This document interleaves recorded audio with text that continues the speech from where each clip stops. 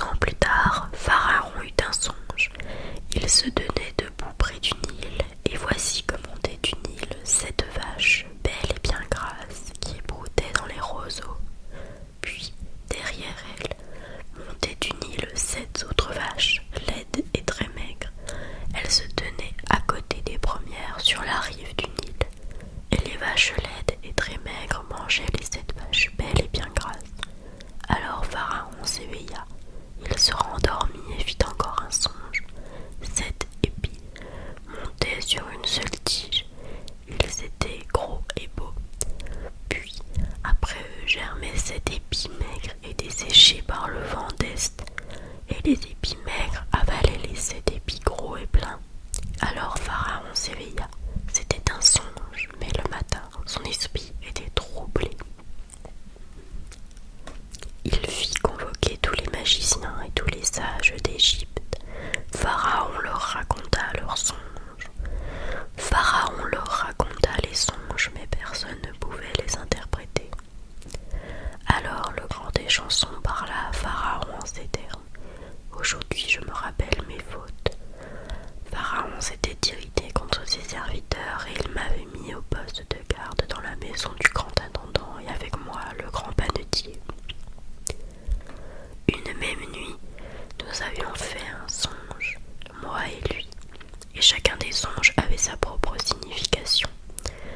Il y avait là avec nous un jeune hébreu, serviteur du grand intendant.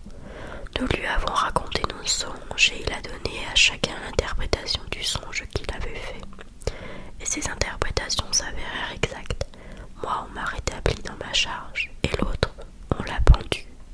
Pharaon fit appeler Joseph. En toute hâte, on le tira de son cachot. Il se rasa, changea de vêtements et se rendit chez Pharaon. Pharaon dit à Joseph: j'ai fait un songe et personne ne peut l'interpréter. Mais j'ai entendu dire de toi qu'il te suffit d'entendre raconter un songe pour en donner l'interprétation. Joseph répondit à Pharaon: ce n'est pas moi, c'est Dieu qui donnera à Pharaon la réponse qui lui rendra la paix. Alors Pharaon dit à Joseph: dans le songe, j'étais debout au bord du Nil, et voici que montaient du Nil 7 vaches bien grasses et de belle allure qui broutaient dans les roseaux. Puis derrière elles montaient 7 autres vaches, chétives, très laides et décharnées. Je n'en avais jamais vu d'une telle laideur dans tout le pays d'Égypte. Les vaches décharnées et laides mangeaient les premières vaches, les grasses, qui entraient dans leurs panses. Mais on ne s'apercevait pas que les grasses étaient entrées dans leurs panses. Elles restaient aussi laides qu'avant. Alors je me suis réveillée. Mais j'ai encore vu en songe 7 épis qui montaient sur une seule tige. Ils étaient pleins et beaux. Puis après eux germaient 7 épis, durcis, maigres et desséchés par le vent d'Est. Et les épis maigres avalaient les 7 beaux épis. J'en ai parlé aux magiciens, mais personne n'a pu me fournir d'explication. Joseph répondit à Pharaon: Pharaon n'a qu'un seul et même songe. Ce que Dieu va faire, il l'a indiqué à Pharaon. Les 7 belles vaches représentent 7 années, et les 7 beaux épis 7 années. C'est un seul et même songe. Les 7 vaches décharnées et laides qui montaient derrière les autres représentent 7 années. De même, les 7 épis vides et desséchés par le vent d'Est, ce seront 7 années de famine. C'est bien ce que j'ai dit à Pharaon. Ce que Dieu va faire, il l'a montré à Pharaon. Voici qu'arrivent 7 années de grande abondance dans tout le pays d'Égypte. Mais après elles viendront 7 années de famine. Alors on oubliera toute abondance dans le pays d'Égypte. La famine épuisera le pays. On ne saura plus ce que pouvait être l'abondance dans le pays. Dans la famine qui suivra pèsera lourdement. Si le songe de Pharaon s'est répété une seconde fois, c'est que la décision de Dieu est bien arrêtée et qu'il va se hâter de l'exécuter. Maintenant donc, que Pharaon voit s'il y a un homme intelligent et sage pour l'établir sur le pays d'Égypte. Que Pharaon agisse en instituant des fonctionnaires sur le pays d'Égypte afin de prélever le 5e des récoltes pendant les 7 années d'abondance. Ils recueilleront toute la nourriture de ces bonnes années qui viennent et, sous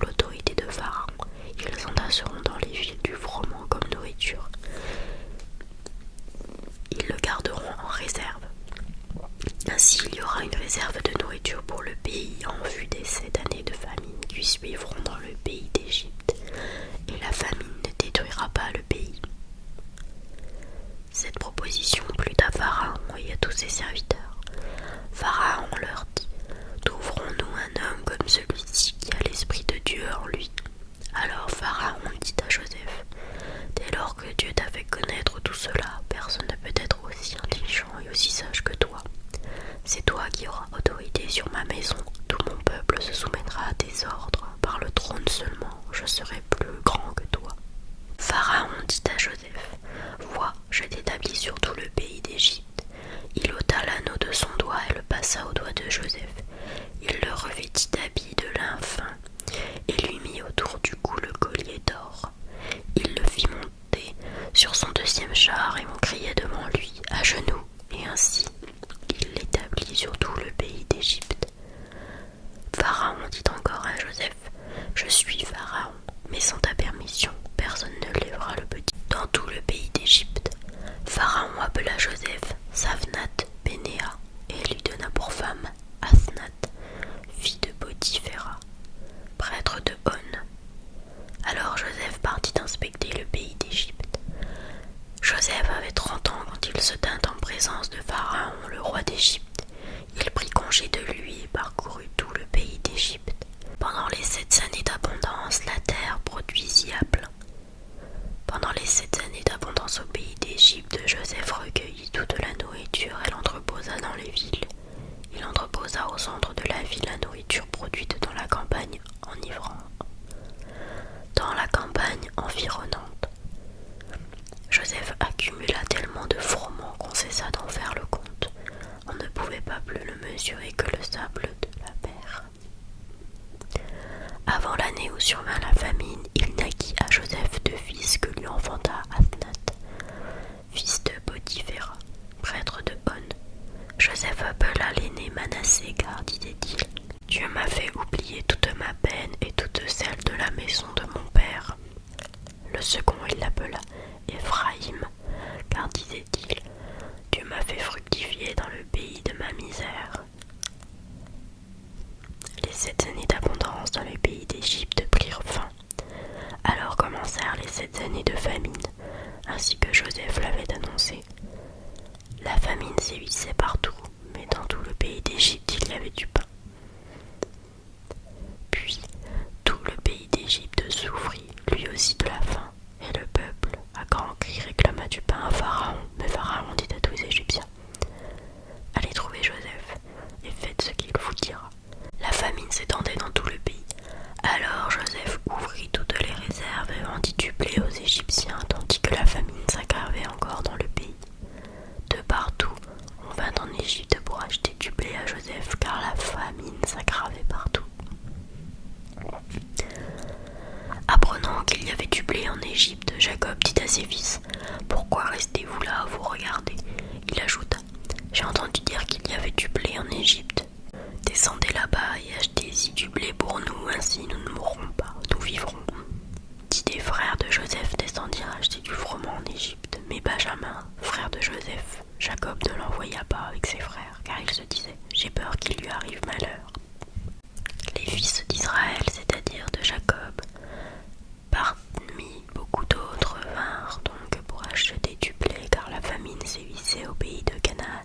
C'était Joseph qui organisait la vente du blé pour tout le pays, car il avait plein pouvoir dans le pays. En arrivant, les frères de Joseph se prosternèrent devant lui face contre terre. Dès qu'il les vit, il les reconnut, mais il se comporta comme un étranger à leur égard, et il leur parla avec dureté. Il leur dit: « D'où venez-vous » Ils répondirent: « Du pays de Canaan, pour acheter du blé en nourriture. » Joseph avait reconnu ses frères, mais eux ne l'avaient pas reconnu. Joseph se rappela les songes qu'il avait eus à leur sujet et leur dit: « Vous êtes des espions, c'est pour découvrir les points faibles du pays que vous êtes venus. » Ils répondirent: « Non, mon Seigneur, tes serviteurs sont venus pour acheter du blé en nourriture. Nous sommes tous fils du même homme. Nous sommes de bonne foi, tes serviteurs ne sont pas des espions. » Joseph leur répéta: « Non, c'est pour découvrir les points faibles du pays que vous êtes venus. »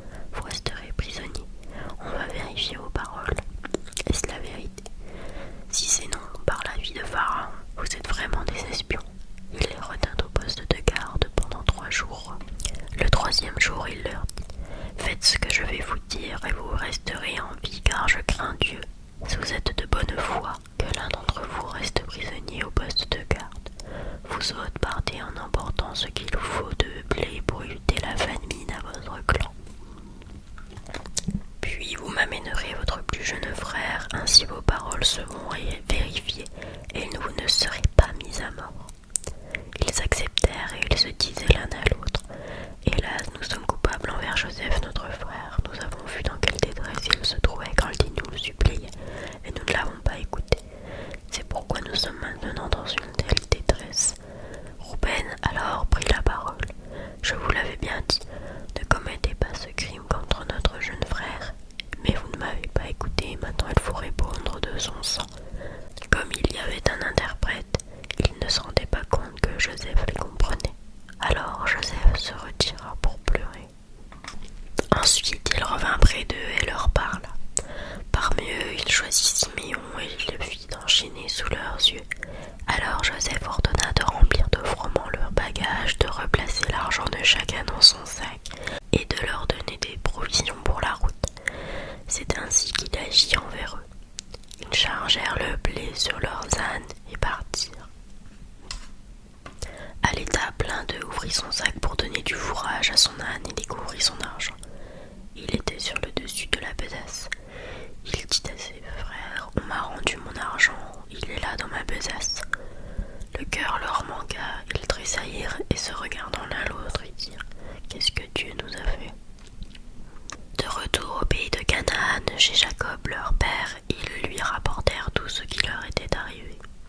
Ils dirent: L'homme qui est le maître du pays nous a parlé avec dureté, nous a pris pour des espions du pays.